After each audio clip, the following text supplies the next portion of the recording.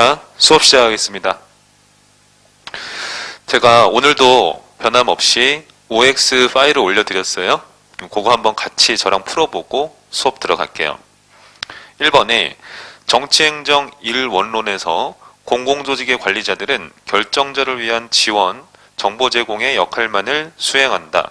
이론론에서는 관리자들이 정책 결정을 직접 할 수 있는 겁니다. 그렇기 때문에 이론론이 아니라 이원론이라고 해야지 맞는 거죠. 그래서 1번 틀렸다. 2번 정치행정 1원론에서 공공조직의 관리자들은 정책을 구체화하면서 정책 결정 기능을 수행한다. 제 말 맞죠? 그래서 요거는 맞는 겁니다.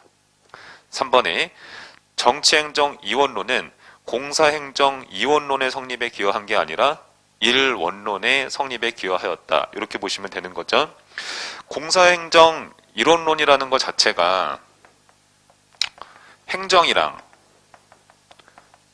경영이랑 큰 차이가 없다라고 보는 게 공사행정 1원론 관점이 되겠습니다. 정치행정 2원론이라는 게 행정은 능률적인 관리만 잘하면 돼. 이렇게 보는 거잖아요. 능률적인 관리라는 현상은 경영도 마찬가지라는 거예요. 그렇기 때문에 공사행정 1원론이다. 그래서 3번 틀렸다. 4번 윌슨은 행정의 연구, 이 행정의 연구가 1887년 맞죠? 여기에서 정치와 행정을 분리하고자 하였다. 그러면서 이 연구에서 정치행정 이원론을 처음으로 주창하게 된 거죠. 그래서 맞는 얘기. 5번 사이먼은 인간 행태의 연구에 초점을 두었고 행정이론의 과학화에 기여하였다. 과학화에다가 동그라미 하시죠.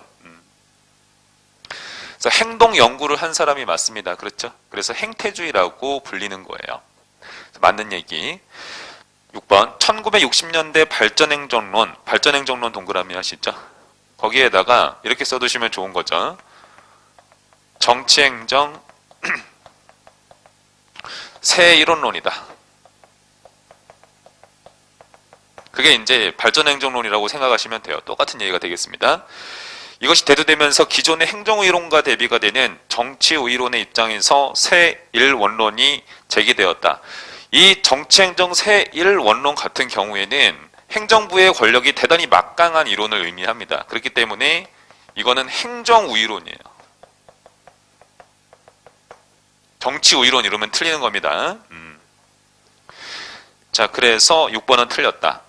7번 인간관계론의 궁극적인 목표는 조직의 성과제고다. 그렇죠? 관리주의든 인간주의든 조직의 궁극적인 목적은 성과제고라고 보는 거예요. 생산성 제고입니다. 하지만 그거를 달성하는 수단의 차이가 있는 거지. 자, 그 다음에 8번 인간관계론은 외부 환경의 영향을 고려하지 않는 폐쇄적인 조직이론이다. 그래서 조직을 뭘로 간주한다? 폐쇄체제로 간주한다. 이렇게 하는 거죠. 환경적인 요인을 고려하지 않고 조직 관리한다라는 뜻. 그 다음에 9번 신행정학은 왈도, 마리니, 프레데릭슨 등이 주도하였는데 여기에서 대장은 누구예요? 왈도가 되는 거죠. 아무튼 세 학자 다 맞습니다. 9번 맞는 얘기. 10번 행태주의는 행태의 규칙성 및 인과성을 경험적으로 입증하고 설명할 수 있다고 보며 가치와 사실을 통합하고 가치 중립성을 지향한다. 가치와 사실을 분리하는 거잖아요. 통합하는 게 아니라 분리하는 것이다. 그리고 사실 연구에 초점을 둔다. 이렇게 정리해야지 맞는 겁니다. 그래서 틀렸다. 그래서 제가 지난 시간에 수업 나간 데까지 한번 OX를 이렇게 10문제를 만들어 왔습니다. 잘 챙겨두시기를 바랍니다. 그러면은 오늘 그 진도는 42페이지 일단 펼게요. 현상학이라는 이론이 나오게 되는 거죠. 들어가도록 하겠습니다.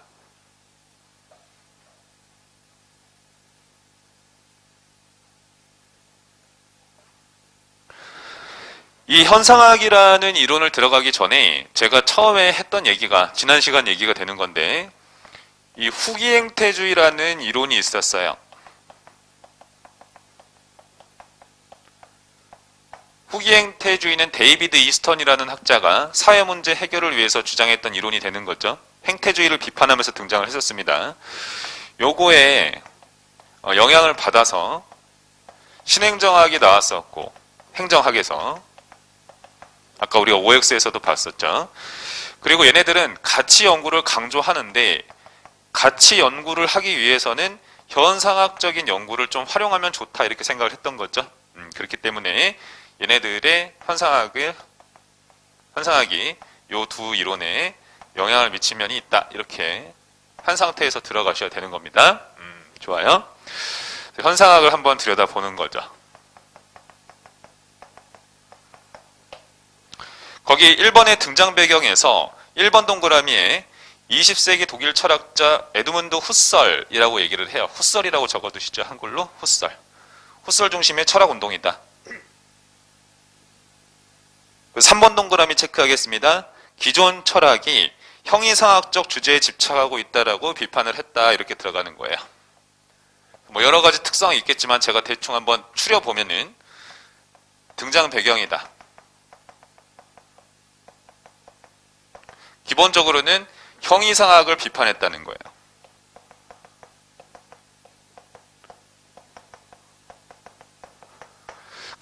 이 형이상학이라는 용어가 낯설 거예요. 이 형이상학이라는 건 뭐냐면은, 그러니까 인간의 감각기관으로 인지할 수 없는 분야에 대한 연구를 형이상학이라고 얘기를 해요. 예를 들면은, 대표적인 연구 주제로서, 뭐 학자들에 따르면 그렇다는 거예요. 신의 존재를 증명하는 연구 같은 거. 이런 것들은 형이상학적인 연구 주제라고 얘기를 해요. 이제 후설 같은 경우에는 야, 이런 것들은 증명하기가 참 쉽지 않은데 이런 연구에 철학에 너무 치중해 있다라고 생각을 하는 겁니다. 우리 그런 연구 하지 말자.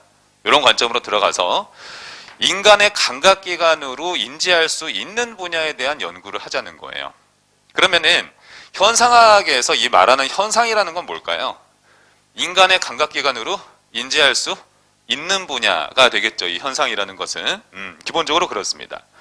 이번에 현상학의 주요 내용이라고 되어 있는데 그래서 현상 또는 나타난 것에 대한 연구인데 여기서 말하는 현상이라는 것은 감각기관으로 인지할 수 있는 분야가 되는 거지. 그래서 이번에 인간의 내면 세계에는 겉으로 나타난 현상의 관찰만으로 포착되지 않는 면도 있기는 하다라고 얘기를 해요. 그런데 3번 현상학에 관심을 두는 것은 단순한 인과관계 설명이 아니라 사회 구성원들이 살고 있는 사회 질서를 관찰하고 이해하는 것이다 라고 하는데 그 뒤에 밑줄 치겠습니다. 인간 행동의 의미를 파악하고자 한다. 사회 질서를 이해하려면 이렇게 들어가는 거죠.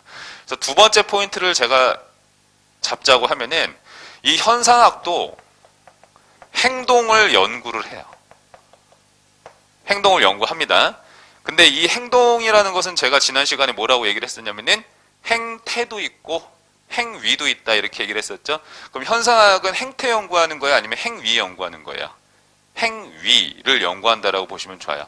여기는 행위를 연구하는 거다. 이렇게 접근을 하시는 겁니다. 제가 이런 얘기를 했었죠. 이 행위라는 거, 행위의 정의가 뭐냐면은 의미가 담긴 행동이다.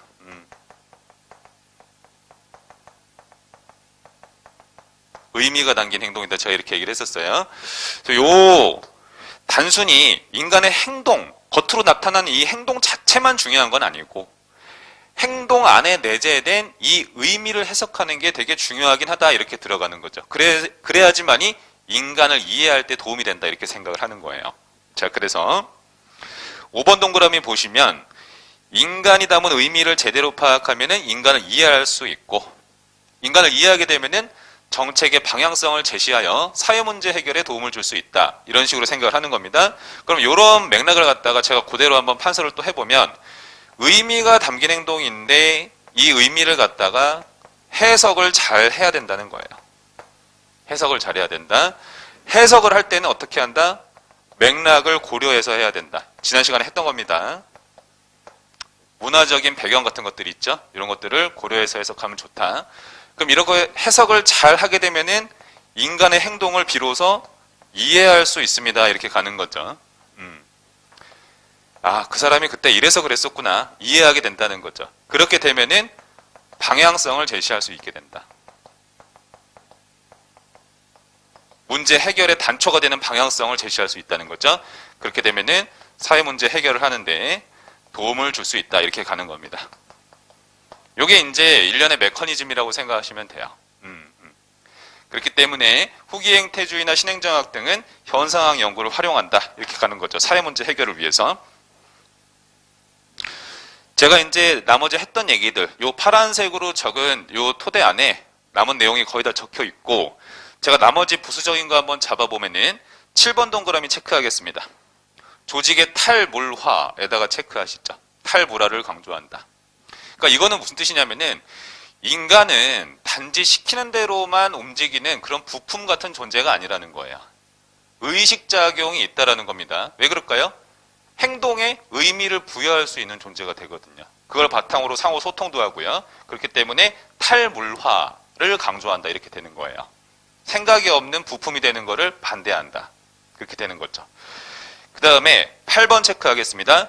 조직이라는 것은 간주간적으로 공유된 의미의 집합으로 간주한다. 하나의 조직 내에서 조직 구성원들은 나름의 행동에 의미를 부여해서 상호작용하면서 소통하는 존재로 본다. 이렇게 생각을 하시면 되는 거예요. 우리가 지난번에 규범적 관료제 모형을 공부할 때 규범을 정하자마자 이런 두 문자를 제가 알려드렸었죠. 그러면 규범을 정하자마자라는 거는 그냥 규범을 정했다라는 의미가 아니죠. 우리 사이에서는 이제는. 그게 아니라 규범적 관료제의 발달 순서를 의미하는 겁니다. 그렇죠? 그런 걸 바탕으로 조직 내에서 사람들은 그렇게 소통을 한다는 거예요. 자, 그래서 9번 얘기도 똑같은 얘기가 되겠고 10번 얘기도 의도된 행위와 표출된 행위를 구별하고 관심을 두어야 되는 건 뭐다? 의도된 행위다. 이렇게 보는 겁니다. 그래야지 인간 이해에 도움이 된다는 거예요. 인간을 잘 이해해야지 사회 문제 해결에 도움을 줄 수 있다라고 얘기를 하는 거예요. 우리가 그때 배웠었지만은 이 후기행태주의라든가 신행정학 같은 경우에는 그때 등장 배경이, 이거는 굳이 안 적어도 돼. 지난 시간에 했던 거니까. 등장 배경 자체가 격동기잖아요. 격동기. 예. 근데 격동기라는 이 현상 안에서 흑인 폭동이라는 현상이 있었죠. 근데 흑인 폭동을 단순히 저 사람들 왜 폭동 일으키냐 이런 접근으로 가면 안 되고 미국의 역사를 뿌리 깊게 한번 살펴봐야 된다는 거죠. 그래야지 그 사람들의 행동을 이해할 수가 있게 되죠. 그래야지 정부가 사회 문제 해결을 위한 방향성을 제시할 수 있다는 거예요. 그런 얘기입니다. 그 다음에 43페이지에서 맨 위에 11번 체크하겠습니다. 거기에 보시면은 커크하트의 연합적 모형이라고 되어 있어요. 연합적 모형에다가 밑줄 치시고요. 일종의 팀 조직이라고 생각하시면 좋아요. 일종의 팀 조직 형태. 분권화된 조직입니다. 네. 그래서 이제 분권화가 되어 있는 조직이기 때문에 사람들이 내 생각을 말할 수 있는 조직 형태가 되는 거예요. 그렇죠? 그러니까 아까 얘기했던 것처럼 현상학 같은 경우에는 사람이 조직에 들어가서 기계와 같은 부품이 되는 걸 원치 않아요. 내 생각을 막 자유롭게 얘기할 수 있는 걸 원하는 거지. 그런 것들은 관료제보다는 이러한 팀 조직 같은 것들이 유리하다 이렇게 얘기를 하는 겁니다. 아시겠죠? 네, 그런 의미예요. 아하, 그러면 현상학이라는 이 이론은 관료제라는 조직 구조를 비판적으로 보는 시각이 있구나. 이렇게 생각하시면 되는 거죠. 부품화가 된다 이 말하는 거예요. 그 다음에 12번의 선험적 관념론이라는 것은 그것만 체크하면 돼요. 인간의 의식작용을 설명한다. 밑줄 쭉 치겠습니다. 행동에 의미를 부여할 수 있다는 걸 인정하는 관점이다. 이렇게 생각하시면 좋아요. 그 다음에 13번 같은 경우에는 이런 얘기를 하죠. 괄호 안에 묶어두기 혹은 현상학적인 판단정지 밑줄 쭉 치겠습니다. 이거는 뭐냐면은 제가 이런 얘기를 했어요. 인간의 행위를 연구할 때 그 행위라는 거 안에는 인간이 담은 의미라는 게 이제 내재되어 있습니다. 그럼 이 의미를 제가 해석을 잘해야 된다 이렇게 얘기를 했었죠. 맥락을 고려해서. 근데 이 해석을 할 때 내가 내 편견을 다 담아가지고 해석하면 안 좋다는 얘기예요. 최대한 중립적으로 해석하려고 노력을 해야 된다는 겁니다. 그래야지 인간을 이해하는 데 도움을 줄 수 있다는 거죠. 그래서 요지는 뭐냐면은 연구자의 편견을 배제한 채로 행동을 해석하려는 게 중요하다라는 표현과 같다 이렇게 생각하시면 되는 겁니다. 자, 그 다음에 14번 같은 경우에는 행정의 연구에서 가치와 사실의 구별을 인정하지 않는다. 현상학이라는 것은 가치와 사실 구별 이런 얘기 자체를 안 했어요. 그렇게 생각하시면 되겠고, 그리고 지금 보면 현상의 맥락을 고려해서 행동의 의미를 파악한다라는 점에서 15번에 잠깐 보면은 객관적 존재의 서술을 위해서 현상을 분해하여 분석하지 않는다. 이렇게 생각하시면 좋겠습니다. 아시겠죠? 행동의 의미를 파악하고 해석하고자 할 때 맥락을 고려한다라고 얘기를 했어요. 그런 의미예요. 자, 근데 이제 이 현상학을 갖다가 과거의 문제에서는 방법론적 개체주의 입장이라고 얘기를 했었습니다. 14번에서 방법론적 개체주의 셋째 줄에 체크하시죠. 이건 이런 생각이었어요. 인간 행동의 의미를 잘 파악을 하게 되면은 사회 문제 해결에 도움을 줄 수 있다. 이렇게 생각을 한 거잖아요. 그렇죠? 그러니까 개인의 행동의 의미 자체를 파악하는 게 중요하다. 현상을 구성하고 있는 일부분에 대한 분석을 한 다음에, 그렇죠? 그런 다음에 그걸 바탕으로 이게 자체가 사회 문제 해결에 도움을 줄 수 있다. 이렇게 생각을 했다는 거예요. 그렇기 때문에 개체주의적 입장이다. 이렇게 생각을 하셔야 되는 겁니다. 다만 행동의 의미를 파악하고자 할 때는 단순한 행동 자체만 보는 게 아니라 그 사람을 둘러싼 문화적 배경 같은 것도 보긴 한다. 이런 얘기를 하고 싶은 거지. 말장난이야, 말장난. 3번에서 현상학에 대한 비판을 보시면은 1번 동그라미 체크하겠습니다. 여기서 비판점이다. 요거는 한 줄로 그냥 줄이셔도 돼요. 다소 주관적인 연구라는 거예요. 근데 여기서 주관적인 연구라는 것 자체가 아까 뭐 판단 중지도 하고 최대한 중립적으로 연구하려고 연구자가 노력은 해야 돼요. 그렇지만 그렇게 한다는 게 참 쉽지는 않다라는 얘기로 받아들이시면 되는 겁니다. 그렇잖아요. 우리가 사람의 행동에 담긴 의미를 해석할 때 객관적으로 모두가 동의할 수 있는 해석이라는 게 나오기가 쉽지가 않다는 거예요. 그렇기 때문에 주관적 연구가 될 공산이 크다. 지금 그런 얘기를 하는 거죠. 아시겠죠? 그럴 가능성이 크다. 그 다음에 2번에서는 수동적인 경우도 많다. 인간의 행위라는 것 자체가. 이거는 뭐예요? 하나를 더 뽑아보면은 행태 연구는 배제했다는 거죠.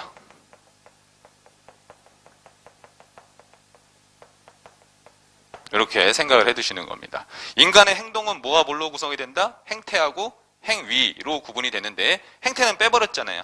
그러니까 이러한 행동 자체는 빼버리고 행위에만 너무 집착했다. 그런 얘기 했습니다. 그 정도면 됐어요. 제가 하고 싶은 얘기는 다 한 것 같습니다. 그게 됐으면은 44페이지로 넘어가겠습니다. 잠깐 42페이지 잠깐 볼게요. 42페이지에서 왼쪽 날개 문제 한번 볼게요. 현상학적 접근에 대한 설명으로 옳은 거죠. 이거를 모두 고르면 행정현상의 본질, 인간 인식의 특성, 이론의 성격 등 사회과학 연구의 본질적 문제에 대해서 그 뒤에 밑줄 치겠습니다. 실중주의와 행태주의적 연구 방법에 반대한다. 실중주의가 여기서 의미하는 것은 행태주의라고 생각을 하시면 돼요. 여기에 반대하는 면이 있다. 행태주의는 어디에다 초점을 두자는 거예요? 행태를 연구하자는 거죠. 하지만 얘는 그게 아니죠. 행위를 연구하자는 거죠. 거기에 내재된 의미 해석이 되게 중요하다. 이렇게 보는 겁니다. 그 다음에 B. 진리의 기준을 맥락 의존적으로 보며 상상해체, 영역해체, 타자성 등의 핵심 개념을 포함하고 있다. 이거는 포스트 모더니즘이라는 행정이론이에요. 나중에 우리가 배우게 됩니다. 이건 나중에 하고. C를 보면은 사회현상 혹은 사회적인 실제란 자연현상처럼 사람과 동떨어진 객체로 존재하는 것이 아니라 사람들의 상호 주관적인 경험으로 이루어진다라고 얘기를 하는 거예요. 우리의 연구 대상인 그 실체라는 것 자체는 사람들의 어떤 투영한 그런 의미 이런 것들로 이루어질 수 있다라고 얘기를 하는 겁니다. 그래서 예를 들면은 우리가 나무를 연구를 해요. 그거는 인간이 만든 게 아니라 연구 대상이 자연 자체죠.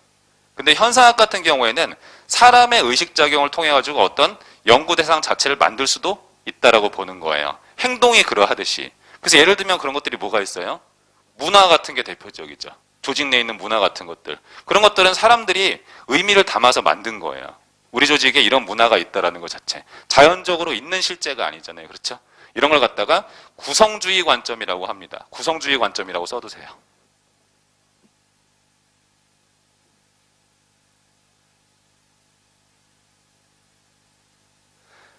자, 그 다음에 D번 한번 볼게요. 복잡한 미래 사회에서 정부의 방향 잡기 역할이 어렵거나 불가능하기 때문에 행정의 역할은 서비스를 제공해야 된다. 서비스 제공 밑줄 쭉 치시고요. 거기에다가 봉사라고 써둡니다. 봉사.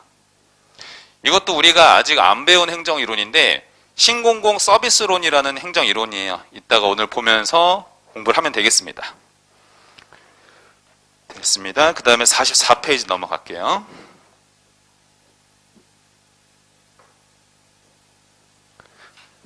공공선택론을 한번 보도록 하겠습니다.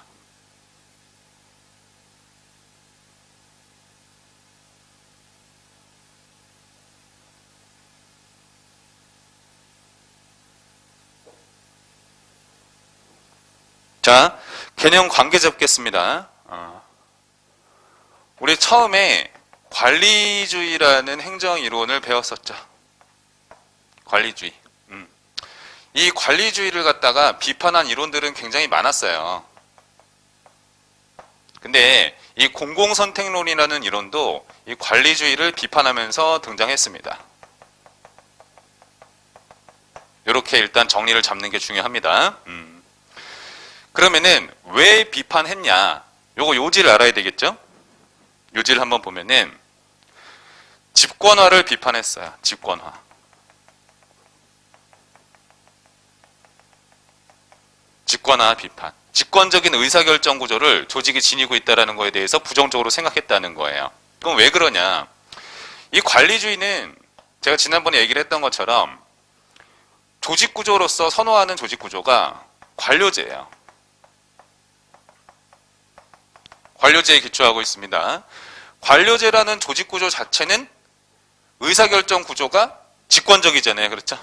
그러지 말자. 난 집권화된 거 싫어. 이렇게 얘기하는 게 공공선택론. 일단 이렇게 생각을 하셔야 돼요. 그러면은 이제 이런 얘기를 해야 되잖아. 집권화를 비판했어요. 집권화 싫어한다는 얘기예요. 그럼 집권화 왜 싫어? 이러면은 의사결정권을 특정인한테 많이 줘봐야 사익 추구한다 이 말이에요. 사익 추구한다. 그러면 사익 추구를 하게 되면은 어떤 문제가 발생하느냐? 라고 했을 때 공공선택론을 주장하는 사람들은 이런 얘기를 합니다. 시민의 선호에 부합하는 서비스를 공급할 수 없게 된다, 정부가. 이렇게 생각을 하는 거예요. 그렇기 때문에 집권적인 의사결정 구조에 나는 반대한다. 이렇게 생각하시면 되겠습니다. 그러면은 공공선택론은 기본적으로 의사결정 구조로서 집권화를 좋아할까요? 아니면 분권화를 좋아할까요? 분권화를 좋아하겠죠? 네, 그러한 이론이다 이렇게 생각을 하시면 좋습니다. 거기서 출발을 해야 돼요. 기본적으로. 해서 44페이지에서 공공선택론 밑에 파란 박스 보면은 공공선택론의 목적이라고 되어 있고 국민의 선택권을 확장한다 이런 얘기가 나와 있잖아요. 그렇죠? 당연한 얘기예요. 집권적인 의사결정 구조 지녀봐야 공무원들이 사익 추구를 할 뿐이다. 그러니까 시민의 선호에 맞는 공공서비스를 공급할 수 있도록 분권적인 의사결정 구조를 취해야 된다. 이렇게 얘기를 하는 겁니다. 자, 거기 1번에서 행정학에서 공공선택론의 등장 배경이다 이런 얘기가 나왔습니다. 이제 여러 가지 한번 제가 추려볼게요. 또 공공선택론.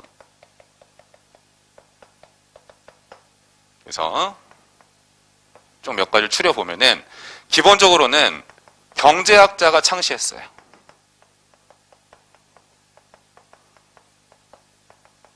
이런 포인트를 잡아두시기 바랍니다. 그래서 뷰캐넌이라든가 니스카넨 등 경제학자가 이 공공선택론을 만들었다. 그런데 나중에 이후 오스트롬이라는 학자가 있습니다. 오스트롬이 행정학에 이를 도입을 하게 돼요.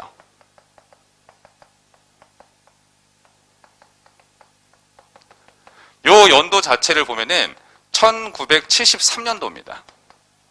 그래서 우리가 생각을 해보면은 이 1973년도라는 연도 자체가 우리 처음에 시장 실패하고 정부 실패 아직 안 배웠는데 70년대 자체는 정부 실패의 시기다. 그러니까 정부가 대단히 경제적으로 어려운 상황이 있었다고 생각하시면 돼요. 정부 재정 적자 시기예요.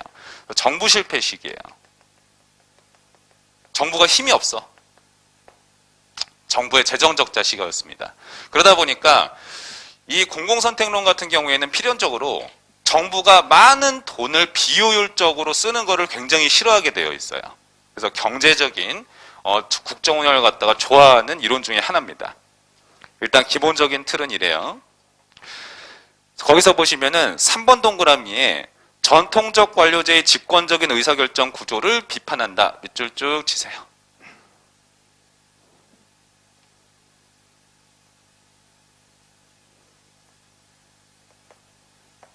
그래서 이제 공공선택론의 정의라고 해서 봤을 때 거기 2번에 공공선택론이란 이렇게 되어 있죠.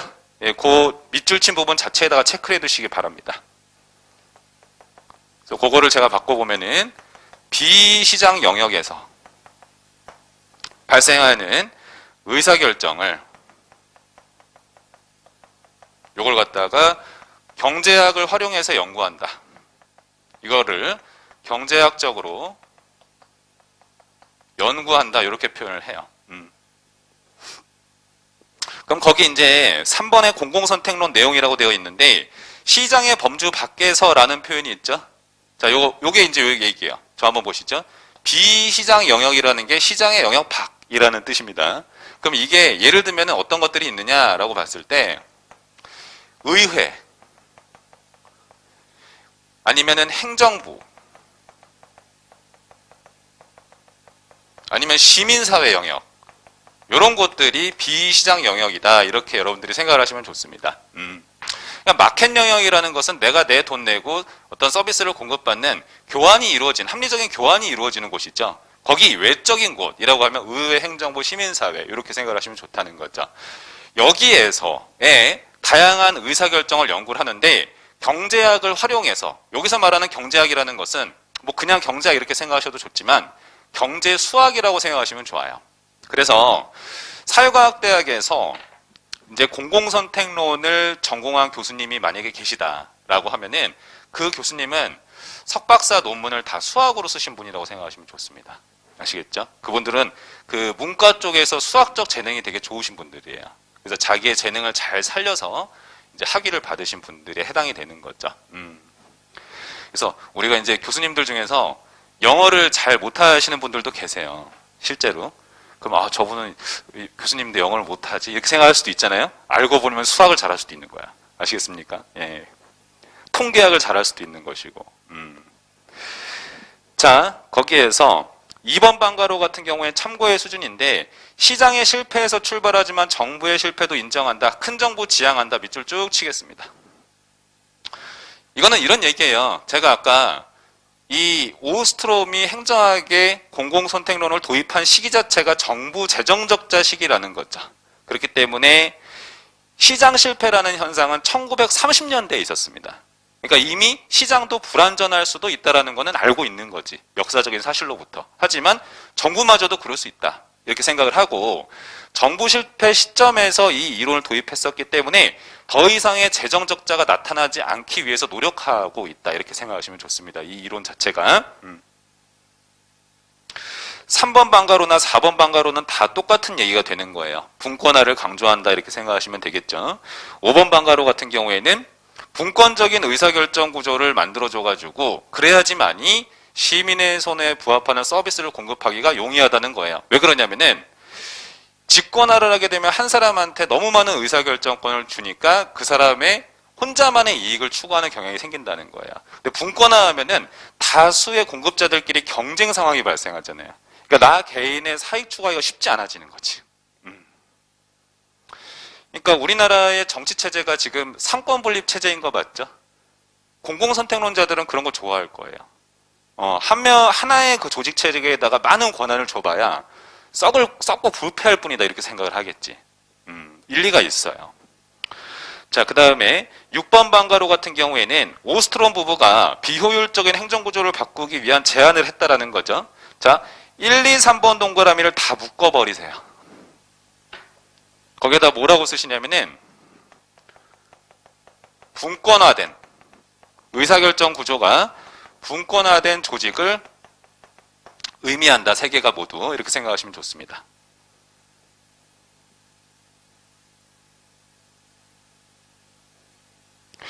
예를 들어서 그 1번에 대리정부라는 용어가 나와요.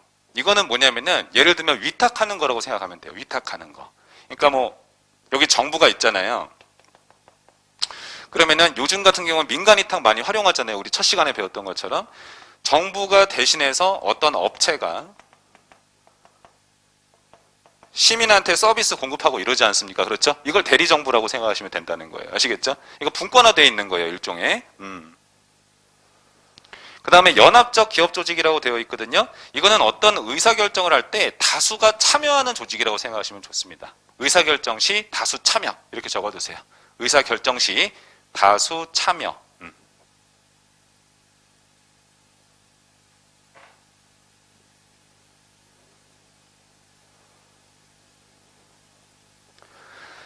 그래서 거기 다조직적인 조정이라는 것도 공공부문 혼자, 정부 혼자서 공급해봐야 이거 썩을 뿐이야 이렇게 생각을 한다는 거죠. 그러니까 다양한 사람들이 공급할 수 있도록 만들어주자 이렇게 얘기를 하는 거예요. 경쟁체제가 나타날 수 있게 분권적으로 만들자는 겁니다. 그런 아이디어예요. 그럼 공공선택론은 전반적으로 분권화를 강조하는 성향이 있구나 이렇게 생각하셔도 좋습니다. 그 밑에 7번 방가로에서 오스트롬 부부의 제안으로부터 추론할 수 있는 것들이라고 되어 있고 다 나오는 얘기가 뭐예요? 분권화, 경쟁 이런 표현 나오는 거죠. 그래서 분권화, 경쟁 밑줄 쭉 치겠습니다.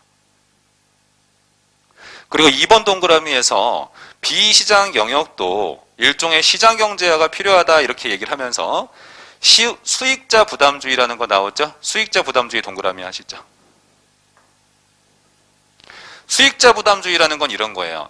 돈을 낸 사람만 서비스를 이용할 수 있게끔 만드는 제도예요.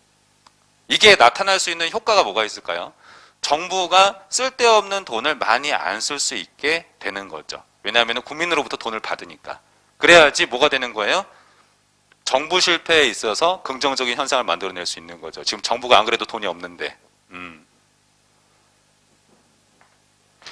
그 다음에 거기 3번 동그라미 별표하시기 바랍니다. 관할의 중첩을 허용한다라고 하는 거예요. 관할의 중첩을 허용한다라는 것은 일종의 경쟁체제를 만들겠다는 거예요. 경쟁체제. 하나의 조직만 특정 서비스를 만드는 게 아니라 또 다른 조직도 유사한 서비스를 공급할 수 있게 만드는 경쟁체제를 만들겠다. 그렇게 해서 시민의 선호에 부합하는 서비스를 공급할 수 있도록 만드는 어떤 행정체제를 만들겠다는 그런 의도가 녹아 있는 겁니다. 일리가 있죠, 여러분? 일리가 있습니다. 예를 들어서 45페이지에 맨 위에 보시면 시민 공동체 구성 촉진이다. 그래서 정부 조직만 생산하는 게 아닌 거죠, 지금. 이것도 일종의 분권화라고 생각하시면 좋습니다. 그 다음에 8번 방가로에서 이런 얘기가 나와요. 경제학적으로 접근한다라는 것의 의미에 대하여 제가 이제 적어둔 것이 되겠는데요. 제가 이제 경제학적 연구를 한다 이런 얘기를 했었잖아요. 그럼 거기서 보시면은 경제 수학을 쓴다 이 말 하는 겁니다. 아시겠죠? 그 다음에 경제학을 활용함으로 효율성을 중시한다. 효율성 동그라미 하세요. 기본적으로 공공선택론은 이 능률성을 중시하는 면이 있어요. 능률성을 중시한다. 이거는 왜 그럴까? 왜 능률성을 중시할까? 정부 실패 시점에 등장한 면이 있기 때문인 거예요. 아시겠죠? 아껴서 국정 운영하는 것도 필요하다는 걸 인정은 합니다. 아시겠죠? 수익자 부담주의 같은 거 찬성한다는 거지. 그 다음에 경제학적인 인간관에다가 밑줄 쭉 치십니다. 자, 보면 경제학적 인간관을 전제로 한다는 거예요. 이런 뜻인 건데 이게 이제 무슨 뜻인지를 보면은 그 밑에 보충 박스에 나와 있어요. 이렇게 나오는 거죠.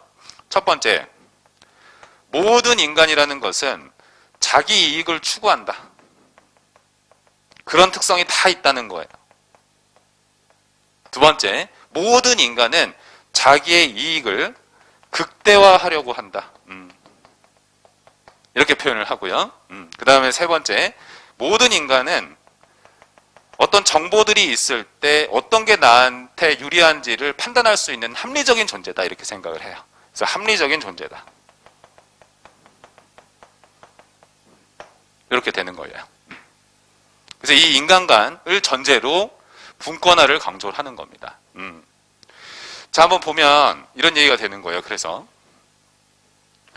결국에는 이 경제학적 인간관의 요지는 뭐냐면은 인간은 자기 이익 추구하고 이익을 극대화하는 대단히 합리적인 존재라는 뜻입니다. 그렇다라고 하면은 한 사람한테 많은 의사결정권 줘봐야 사익만 추구할 뿐이야 이렇게 얘기를 하는 거예요. 그러니까 분권화하자는 결론이 나오는 겁니다. 아시겠죠? 그래서 분권화하자.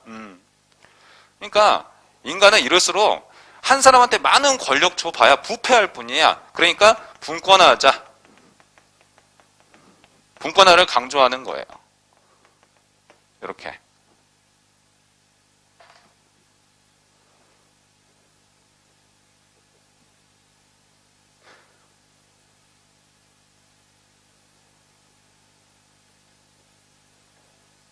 자, 그 상태에서 9번에 보시면은 정치를 합리적 개인 간의 자발적인 교환작용으로 간주한다. 이거 이렇게 생각하세요. 거기 정치를 있잖아요. 정치인이라고 적으세요. 정치인. 그렇게 생각하시면 편안합니다. 거기 9번 방가로에 정치를 정치인이라고 적어. 아까 제가 이렇게 얘기를 했었죠. 이 비시장 섹터를 연구를 하는데 의회도 이 비시장 영역 안에 들어가잖아요. 그렇죠? 의회 안에는 정치인이 있는 거죠. 정치인도 나의 이해관계에 따라서 합리적인 교환관계를 하는 사람이라는 거예요. 사익 추구를 하는 존재라는 겁니다. 그 얘기예요. 그다음에 10번 방가로에서 공공선택론은 정부 정책결정 규칙이나 결정구조가 어떻게 만들어졌느냐를 중시하는 면이 있다라고 하는 건데 분권적 의사결정 구조를 의미합니다. 아시겠죠? 분권적인 구조. 거기서 말하는 제도적인 장치라는 것 자체가. 그래서 이렇게 되는 거죠. 제가 아까 얘기했던 것처럼 분권화라는 제도적 장치를 만들자는 거예요.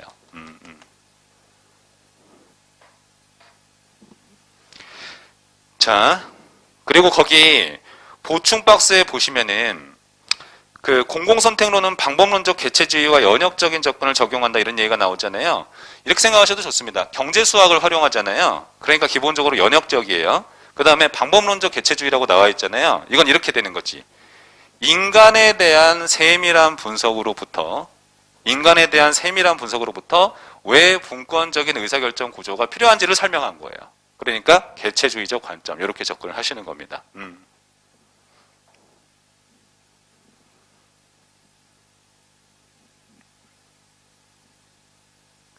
거기 공공선택론에 대한 비판점이라고 나오는데 1번 체크하겠습니다.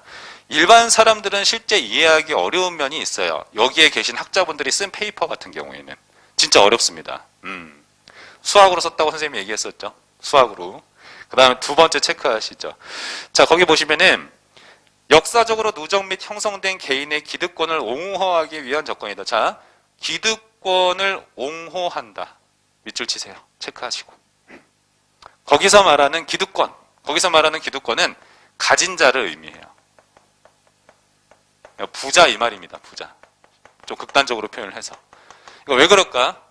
이 그러니까 정부 실패를 더 이상 이제 악화되지 않게끔 만들기 위해서 있잖아요. 수익자 부담주의 같은 거 찬성하잖아요.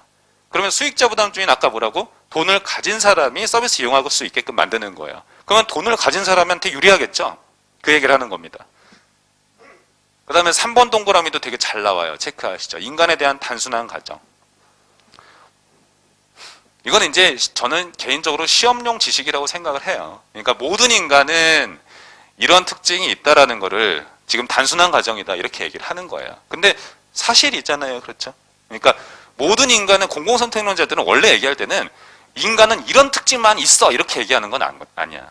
이런 특성을 모두가 공유는 하고 있긴 하다 이렇게 얘기를 하는 거지. 근데 지금 약간 시험 비판을 위한 비판이라고 그럴까? 그런 면이 있습니다. 그 다음에 4번 체크하시죠. 형평성에 문제가 있다. 왜 그렇다? 능률성을 추구하잖아요. 그렇죠? 가진 자한테 유리하다 이 말하는 겁니다. 자, 분권화를 하다 보면은 장단점이 나타날 수가 있어요. 근데 이제 5번 같은 경우 혹은 6번 같은 경우에는 의사결정권을 많이 나눠주다 보면은 의사결정을 취합하는 게 쉽지가 않죠.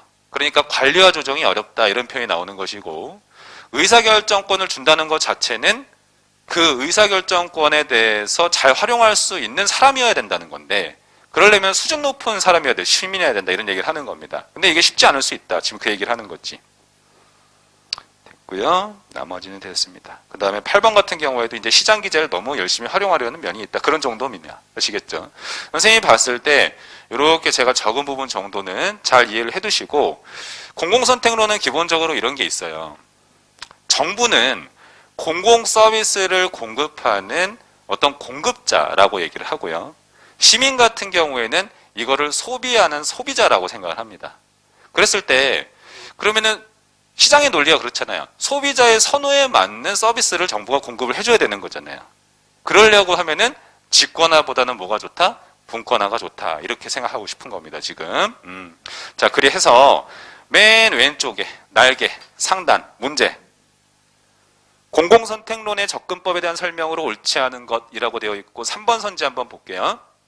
정당 및 관료는 공공재의 소비자이고 시민 및 이익집단은 공공재의 생산자로 가정한다. 양자가 바뀌었다. 이렇게 생각하시면 되는 겁니다. 근데 결국에는 이렇게 정부가 생산자고 국민이 뭐 소비자라고 한다면은 소비자 선호에 맞춰서 공급해줘야 돼. 이런 말 하고 싶은 거예요. 자, 그 밑에 문제 볼게. 다음 중 공공선택론에 대한 내용으로 가장 옳지 않은 것은 이렇게 되어 있습니다. 자, 보시면 밑에 4번 선지 한번 볼게요. 공공선택론은 지나치게 공평한 재원의 배분만 강조한 나머지 행정의 효율성을 무시한다. 이렇게 되어 있어요. 효율성을 강조하는 이론이다. 여기에서 포인트를 잡으셔야 돼요. 아시겠죠? 효율성을 강조하는 겁니다.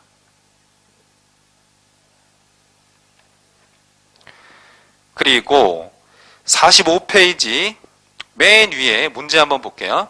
공공선택론에 대한 논의 중 틀린 것은 이렇게 되어 있습니다. 1번 선지 보시면 분석의 기본 단위가 개인이죠.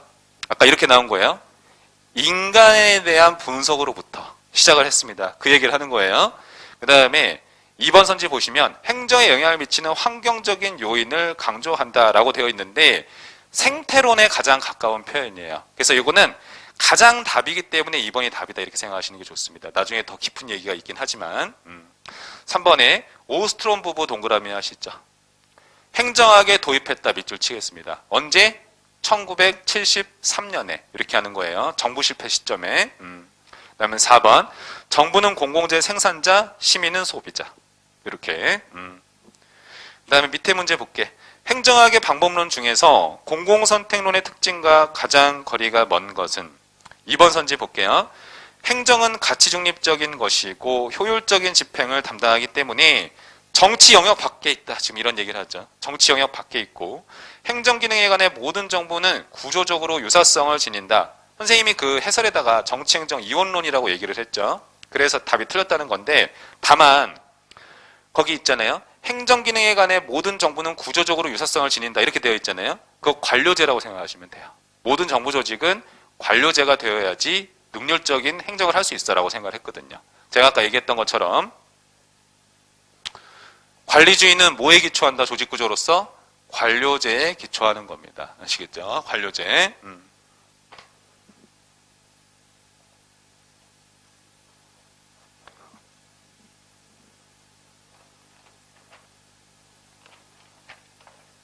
됐습니다. 그 다음에 46페이지 넘어갈게요.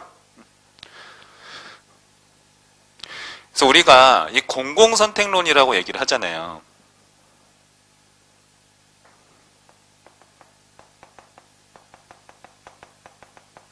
이렇게 되어 있잖아요. 지금 이름 자체가. 그럼 이거 둘로 이렇게 쪼개서 한번 보면요. 이 공공 분야라는 것 자체가 비시장 영역이라고 생각하시면 돼요. 퍼블릭 섹터라는 것 자체가 비시장 영역에서 발생하는 뭘 연구한다? 의사결정을 연구하는데 뭘 가지고 연구한다? 경제학을 활용해서 연구하더라. 이렇게 얘기를 하는 겁니다. 그 다음에 46페이지로 넘어가서 공공선택론을 활용한 다양한 모형들에 대해서 살펴보도록 할게요. 일단 이 공공선택론 같은 경우는 선생님이 지울게요. 선생님이 아까 얘기 듣기로 이게 실시간이라는데 맞아요? 맞아요? 어디로 나오고 있어 그러면? 잘 적고 계시죠? 예. 자.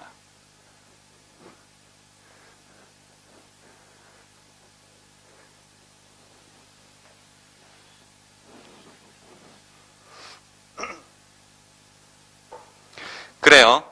공공선택론이 이 관리주의를 비판하면서 등장을 했고요. 이 46페이지에서 공공선택론을 활용한 모형들이라는 건 뭐냐면 공공선택론이라는 이론을 활용을 해서 이거에 영향을 받아가지고 다양한 모형이 나왔습니다. 그러는 거예요.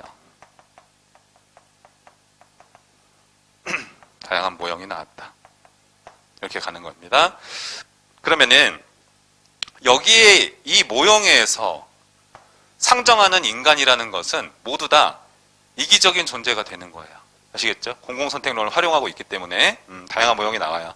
그러면은 이 다양한 모형은 굉장히 많아요. 아시겠죠? 굉장히 많습니다. 굉장히 많아요.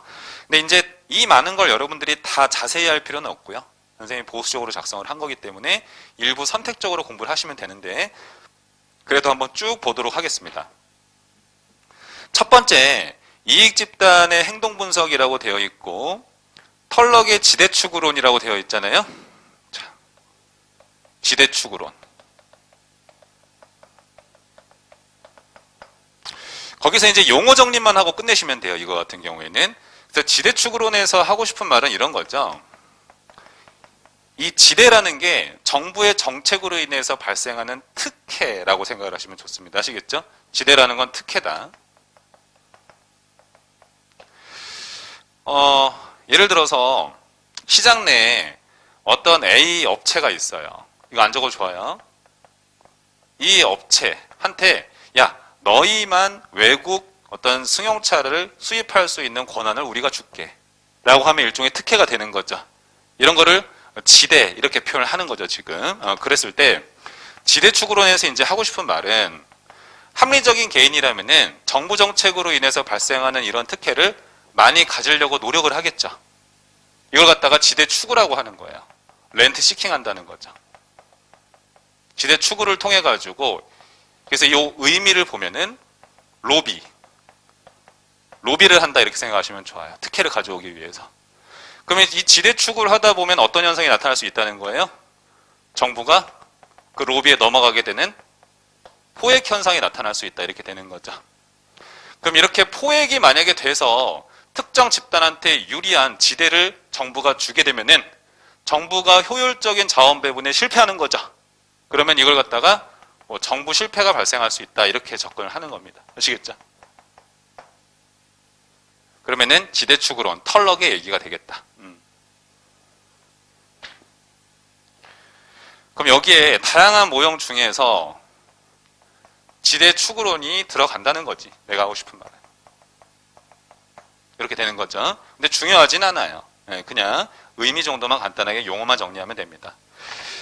그 밑에 2번에서 투표자 행동 분석이라고 되어 있는 거야. 이 투표자라는 것도 다 비시장 영역에 있는 사람들이 되는 거죠. 그렇죠? 그러니까 여기 공공선택론을 활용한 모형들이 나오는 거예요. 아시겠죠? 자, 그 중에서 티부가설이라는 게 있는 거예요. 두 번째, 티부가설이다. 이렇게 되는 거죠. 그러면은 거두절미하고 이거 중요해요. 티부가설 중요하다.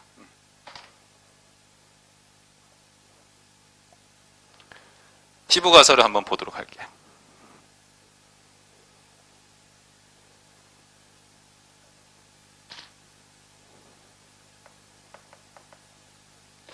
잠깐 요거 적기 전에 그 밑에 1번 동그라미 체크하시죠. 티부가설은 세뮤얼슨의 중앙정부 차원의 적정공급제 공급론에 대한 반론이다. 이렇게 나왔습니다. 그래서 이 세뮤얼슨의 공공재 공급론이라는 게 있다. 이렇게 되는 거예요. 그러면은 이 이론을 갖다가 티부가설이 비판하면서 등장했다. 지금 그 얘기하는 거예요. 아시겠죠? 이렇게 되는 겁니다. 관계 자체가. 그러면은 세뮤얼슨의 공공재 공급론은 어떤 거를 설명을 하는 거냐? 중앙 집권적인 서비스 공급을 찬성을 해요. 이렇게 들어갑니다. 이 중앙 집권적이라는 건 뭐냐면은 중앙정부한테 많은 권한을 줬다 이렇게 생각하시면 좋아요. 중앙정부한테. 근데 아까 제가 설명했던 것처럼 공공선택론을 주장하는 사람들은 기본적으로 집권 이러잖아? 아, 그러면은 싫어요. 아시겠죠? 싫어합니다. 그래서 세뮤얼슨의 공공재 공급론을 비판한다. 이렇게 시작을 하셔야 되는 거예요. 그러면 세뮤얼슨이라는 사람도 뭐 그런 거잖아요.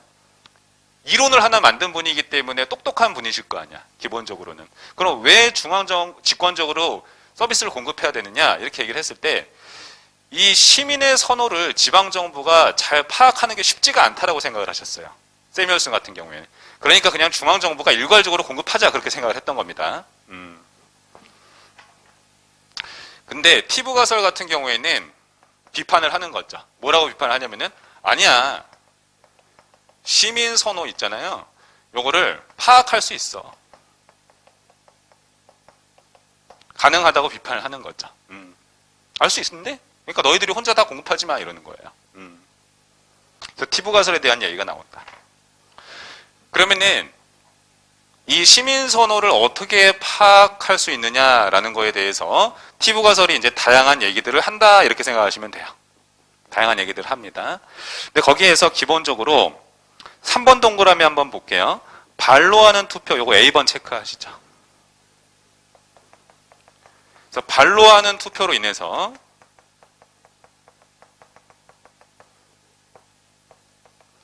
시민 선호 이게 파악할 수 있다. 가능하다. 이렇게 정리해 두십니다. 아, 그러면은 이 발로 하는 투표가 뭐냐, 이제 우리가 이런 생각을 해야 되는 거죠. 발로 하는 투표. 발로 하는 투표라는 것은 쉽게 생각하면은 주민의 이동이에요. 주민의 이동. 이렇게. 그래서 뭐 이런 얘기죠. A라는 지방정부가 있어. 뭐 B라는 지방정부가 있어. C라는 지방정부가 있어. 그러면은 각각의 지방정부는 비슷비슷한 규모를 가지면서 서로 경쟁체제를 구성하고 있다. 분권적인 거잖아요. 그렇죠. 이렇게 되는 건데, 여기서 제가 이제 살고 있었던 거죠. 살고 있었는데, A 지방정부에서 주민들한테 공급하는 서비스를 나도 받고 싶어. 그러면은 뭘 하는 거예요? 이쪽으로? 이동을 한다는 거잖아요. 그렇죠. 이걸 갖다가 발로 하는 투표라고 지금 표현을 하는 거예요. 그렇기 때문에 이 이동 자체가 시민의 선호를 의미한다 이렇게 얘기를 하는 거죠. 발로 하는 투표가 있기 때문에 주민의 이동이 있기 때문에 가능하다. 그러니까 중앙정부 혼자서 다 공급하지 마 그렇게 가는 거예요. 접근하지 마 이렇게 가는 거죠. 집권화 싫어해. 자, 거기 4번 동그라미에서 전제에다가 별표하겠습니다. 근데 그 전제는 애써 외운다기보다는요, 이해를 해두면 돼요. 예를 들어서 주민들이 지방 간 이동이 자유롭다는 가정 하에서 이루어지는 거잖아요. 이거 선생님이 아무리 B지방정부에서 제가 살고 있는데 A지방정부가 공급하는 서비스 받고 싶어. 그럼 이동할 수 있는 자유가 있어야 될 거 아니에요. 기본적으로 그런 얘기예요. 그다음 B번에 다수 지방정부가 자 경쟁체제 동그라미 하세요. 이렇게 경쟁체제를 구성을 하고 있다. 이렇게 가는 겁니다. 자, 당연히 C번 양가로 주민은 발로 하는 투표를 통해서 지방정부를 선택할 수 있는 거죠. 이렇게 되는 겁니다. D번 별표하세요. 외부 효과가 없다는 가정 밑줄 쭉 치겠습니다. 이거는 이런 얘기라고 생각을 하시면 돼요. 예를 들어서 A라는 지방정부가 있어요. 그럼 여기에도 주민들이 살고 있겠죠. 살고 있을 겁니다. 그러면 이런 주민들한테 지방정부는 서비스를 공급하고 있겠죠? 제 말 맞죠? 근데 이 서비스의 영향력이 비지방정부에 살고 있는 저한테도 영향을 행사하면 안 된다는 거예요. 무슨 뜻인지 알겠죠? 이 서비스가 이쪽까지도 이제 공급할 수 있는 영향력을 미치면 안 된다라는 거죠. 이거 안 된다. 여기 외부 효과가 없다라고 생각하시면 되겠습니다. 아시겠죠? 예. 그래야지 내가 A 지방 정부에서 공급하는 서비스를 받기 위해서 이동을 할 거 아니에요.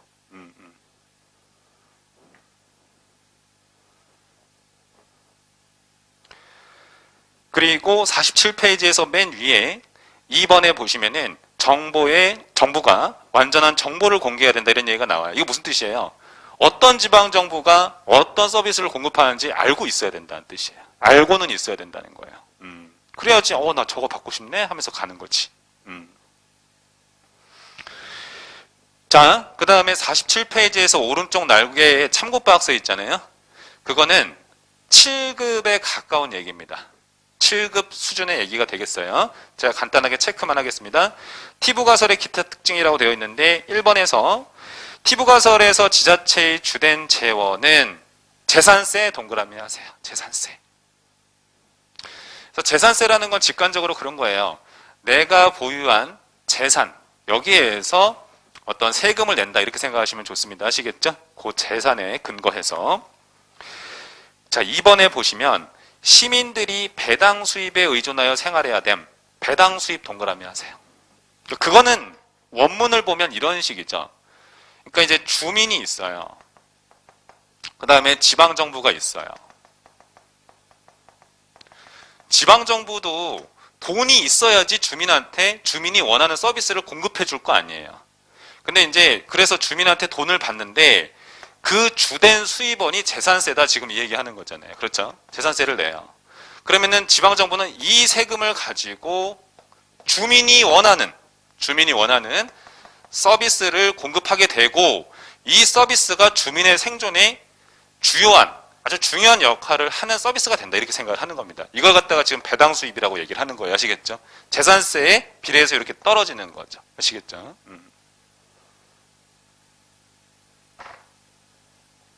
그 다음에 3번에 고정적 생산 요소 동그라미 하시죠. 이거는 뭐냐면은 상식적으로 이렇게 생각하시면 돼요.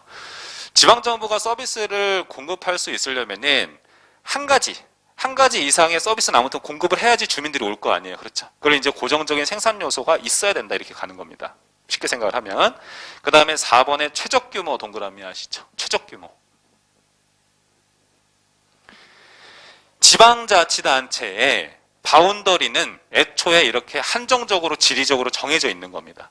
아시겠죠? 한정적으로 이렇게 정해져 있어요. 그럼 여기에 주민들이 아주 평화롭게 살 수 있는 최적 인구의 수라는 게 정해져 있을 거 아니에요. 이게 빽빽하게 차 있으면 그게 안 되겠죠. 그렇죠? 네, 그러니까 최적 규모라는 게 있다는 거예요. 아시겠죠? 적정 규모가 있다. 자, 5번에서 규모 수익 불변의 생산 기술 요거 동그라미 하시고요. 거기에다가 이렇게 적어두세요. 규모의 경제 효과가 없음을 가정을 하고 있다. 이렇게 생각을 하시면 되겠습니다. 규모의 경제 효과가 없음을 가정한다. 그래서 특정 지방 정부가 굉장히 사이즈가 커지게 되면은요, 주민들한테 더욱 값싼 가격에 서비스를 공급할 수 있는 힘이 생기잖아요. 그러면은 어떤 게 깨지는 거예요? 이런 경쟁 체제가 깨지잖아요. 그렇죠? 예, 그러니까 그런 게 없다라고 생각을 한다는 거예요. 아시겠죠? 예. 그럼 왜 그럽니까? 이거 말 그대로 가설이거든요. 티브 가설. 아시겠죠? 가설을 세운 거예요. 이런 체제가 돼야지 주민 선호에 맞는 서비스를 공급할 수 있는 체제가 형성이 된다고 나는 생각한다라고 이렇게 생각을 한 거죠. 가설이니까.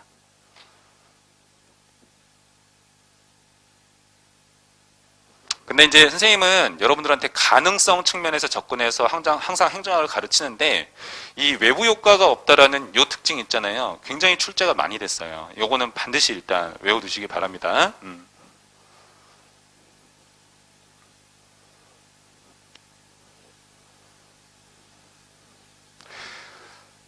선생님은 그 인생이라는 게 통계학에서 이런 얘기가 있거든. 그러니까 인생은 확실성 싸움이 아니라 가능성 싸움이다. 이런 말이 있어요. 그러니까 결국에는 시험 공부를 하는 사람도 가능성이 높은 걸 위주로 일단은 공부하는 게 되게 중요한 거예요. 가능성이 높은 거 위주로 공부를 하더라도 이 세상은 이제 100% 확실한 건 없기 때문에 그 공부가 설령 내가 이렇게 하고 들어가는데 특이한 것에서 나올 수도 있겠죠. 그러면은 이렇게 생각하면 좋거든. 합리적인 수험생은 전부 다 출제 가능성이 높은 거 위주로 열심히 하겠죠. 상식적으로. 그러면은 공부를 잘한 학생이면은 내가 모르는 게 나왔으면은 남도 모를 수밖에 없는 거예요. 근데 그거를 자신에 대한 신념을 가지고 있어야지 시험이 어려울 때에도 돌파를 해낼 수가 있는 것 같아요. 그 신념이 딱 형성이 되어 있어야 되는 것 같아요. 내가 봤을 때. 자, 그 다음에 2번 방가로에서 이제 중위투표자론이라는 게 나왔어요. 그거 한번 보도록 할게요. 그거는 제가 별표를 표시하지 않겠습니다.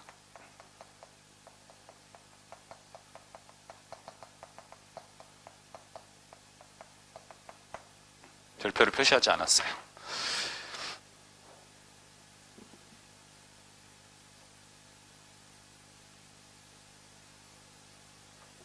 자, 한번 보도록 할게요. 거기에서 중위투표자론 한번 볼게요. 중위투표자는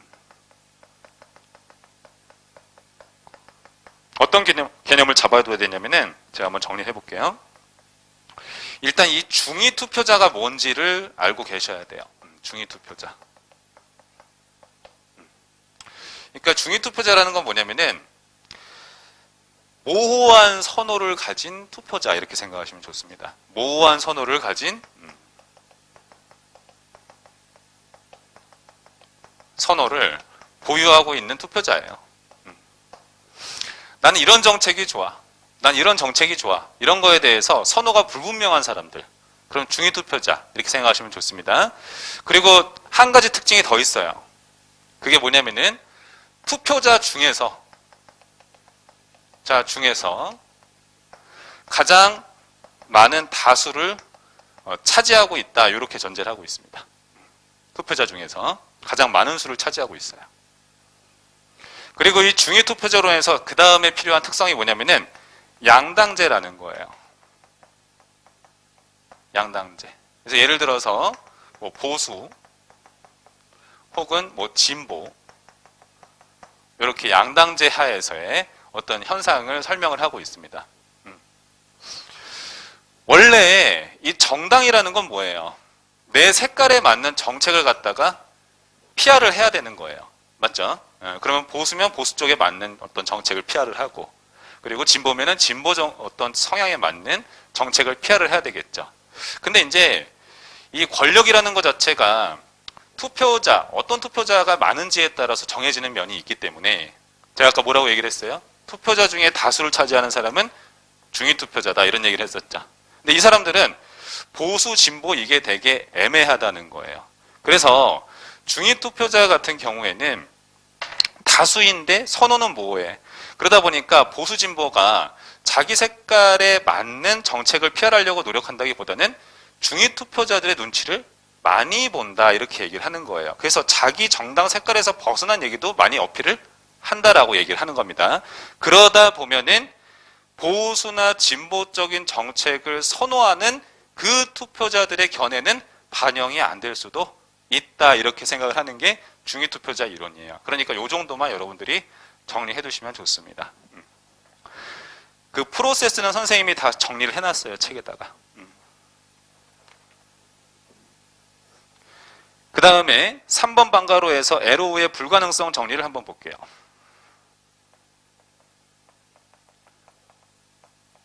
이 불가능성 정리 같은 경우에도 요즘에는 잘 안 물어요. 그래서 선생님이 별표는 표시하지 않겠습니다. 그러니까 LO가 이제 하고 싶은 말은 당시에 그러니까 이 민주주의 체제에서는 선거라는 게 되게 중요하잖아요. 선거. 그게 어떻게 보면은 가장 핵심이 되는 제도적인 장치거든요. 그런데 자기가 각 나라를 한번 다 살펴봤더니 합리적이면서도 동시에 민주적인 선거제도라는 것은 없더라라는 것을 증명했다는 거예요. 불가능하다 이렇게 설명을 했습니다. 그럼 이 사람이 이제 수학적인 논증 방법을 써요. 어떻게 하냐면은 합리적이고 민주적인 투표제도 혹은 선거제도가 확립이 되려면 다음과 같은 특징이 있어야 된다라고 하면서 특징을 몇 가지를 얘기를 합니다. 근데 그러한 특징은 가진 선거제도를 가진 나라는 없다. 요거를 증명을 한 거죠. 그러면서 이 사람이 노벨상을 타게 되죠. 아시겠죠? 그러면서 선거제도 같은 거에 대해서 활발한 연구가 진행이 되는 단초가 되었습니다.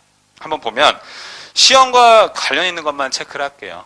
거기 1번 동그라미 의의에서 B번 체크하시죠. 민주적이면서도 합리적인 제도라는 건 없더라.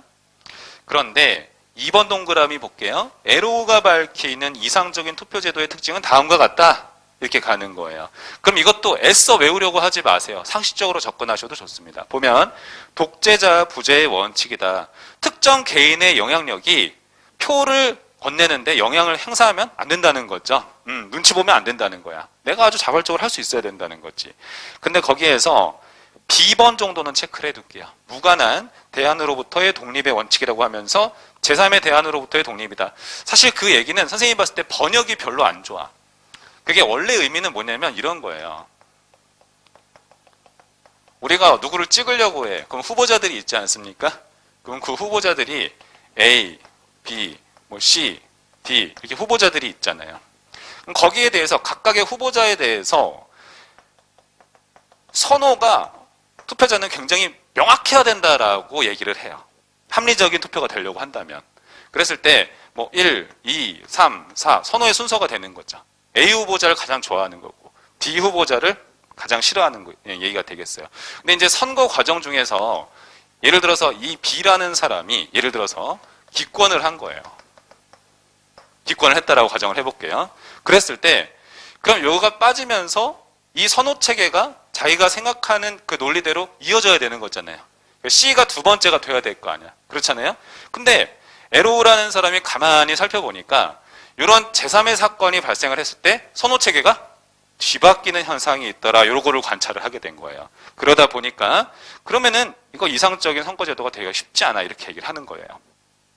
그래서 이제 정치인들이 실제 선거를 할 때에도 당 통합한다든가 그런 것들이 있잖아요. 이런 것들을 쓰는 이유가 여러 가지 이유가 있는 거예요. 그런 것들이. 그럼 진짜 선호체계가 신기하게 싹 바뀌기도 하거든요. 48페이지 보겠습니다. 자, 이행성의 원칙, 합리성의 원칙이다. 그러니까 모든 사람은 후보자에 대한 선호가 있어야 돼요. 혹은 대안에 대한 선호가 있어야 돼요. 그런데 그 선호 체계가 A가 B보다 크고 B가 C보다 크면은 자연스럽게 A는 C보다 크도록 논리적이어야 된다. 합리적이어야 된다. 이렇게 얘기를 하는 겁니다. 이 체계가 무너지면 안 된다는 거지. 근데 현실에서는 은근히 이대로 안 되는 경우도 많아. 이렇게 얘기를 하는 겁니다. 그래서 세 번째 점에 보면 기회주의적인 투표가 불가능하다라는 전제, 기회주의적인 투표 동그라미 하시죠. 그래서 기회주의적 투표의 정의는 그 밑에 나왔습니다. 내 선호대로 정직한 투표를 하지 않는 거. 이거 자체가 기회주의적인 투표. 이렇게 얘기를 하는 겁니다. 이거를 갖다가 옛날 시험 문제에서는 다봉선호 이렇게 표현한 적도 있어요. 그래서 뭐 이렇게 생각하시면 좋아요. 뭐 굳이 안 적으셔도 상관은 없습니다. 기회주의적 투표라고 하는 게 있고 이거랑 반대되는 표현이 정직한 투표라는 거예요. 그럼 얘 같은 경우에는 단봉선호 이렇게 표현을 해요. 단봉선호. 선호 체계대로 그대로 한다는 거예요. 근데 기회주의적 투표는 그렇지가 않다. 다봉선호다. 이런 표현으로 볼 수가 있겠다. 우리는 기회주의적 투표를 갖다가 왕왕 할 때가 있어요. 그러니까 어떤 때가 있냐면은 뭐 사실은 제가 지지하는 후보자가 있는데 그 후보자가 나는 좋아하긴 하지만 그러면 내 선호 체계에 따르면 그 친구를 선택을 해야지 합리적인 거잖아요. 그런데 당선 가능성이 너무 없는 거야. 당선 가능성이 너무 없어가지고 내 선호와 무관한 어떤 후보자를 선택하는 경우도 있다라고 얘기를 하는 거죠. 그런 경우를 예컨대 예를 들어 본다면 그렇게 설명할 수 있겠다. 그다음 D번에 파레토의 원칙이라고 되어 있는데 당연히 사회 구성원 모두가 A보다 B를 원하면 사회 전체적인 선택도 그렇게 되어야 된다. 그렇게 얘기를 하는 거죠. 그리고 2번 양가로에서 자유가 보장되어야 된다. 선택할 수 있는 이렇게 되는 거예요. 근데 의외로 제도는 민주주의 거를 꽂아놓고 그래서 투표도 하고 선거도 하고 이렇게는 하면서 사람들이 자유롭게 선택하지 못하게 하는 경우도 많죠. 그런 것들도 있으니까. 그러니까 에로우라는 사람이 봤을 때 이런 조건을 다 가져야지만이 다수결 원칙이라고 그럴까. 이런 민주주의 사회에서 선택이라는 게 아주 좋을 수가 있다. 이렇게 얘기를 하는 건데 내가 보니까 그런 것이 의외로 없네. 그렇게 한 거예요. 그래서 이제 민주주의에 대한 환상을 논문으로서 한번 깼다 그럴까? 그런 사람이 되겠습니다. 그래서 요 충격에 의해서 쇼크에 의해서 다시 이제 제도 연구가 시작이 됐었던 그렇게 생각하시면 좋습니다. 그 정도까지만 공부하시면 돼요. 그 다음에 3번에 정치인의 행동 분석이라고 되어 있고 투표 교환과 포크배럴 팔리틱스라는 게 있어요. 얘네들도 인간이라는 건 다 자기이익 추구하는 전제라는 걸 가지고 있습니다. 기본적으로는. 근데 제가 선생님이 지난주에 뭐라고 얘기를 했었냐면은 우리가 일주일에 한 번 만나니까 질문 있으면 블로그에 올려라. 그렇게 얘기를 했죠. 그래서 블로그에다가 요거로 이제 질문한 친구가 있더라고요. 선생님이 요건 약속할 수가 있어요. 뭐 오늘 올렸다. 그럼 오늘 바로 못 달 수는 있겠지만은 선생님이 다음 수업 들어오기 전까지 무조건 답변을 올립니다. 아시겠죠? 그러니까 우리가 일주일에 한 번 만나는 양상이기 때문에 블로그를 적극 활용하셔서 질문하시기를 바랍니다.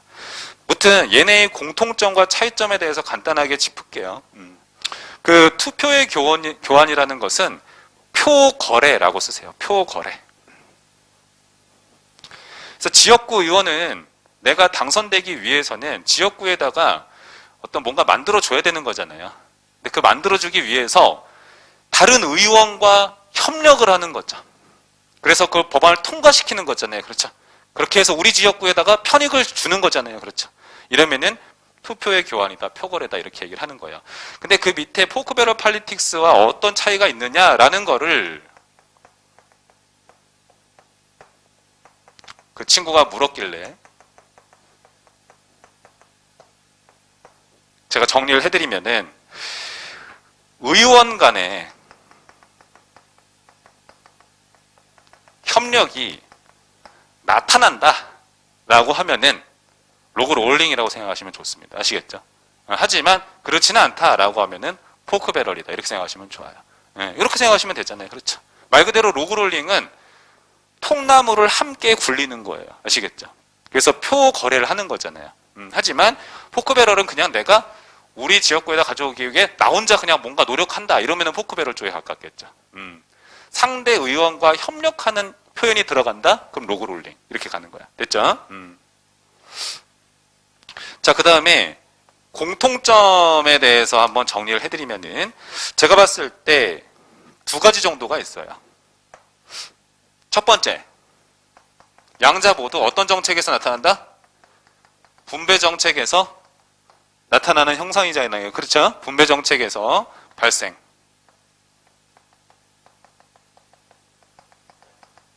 그리고 편익을 소유하려고 노력하는 현상이에요. 둘 다 붙은. 그렇잖아요.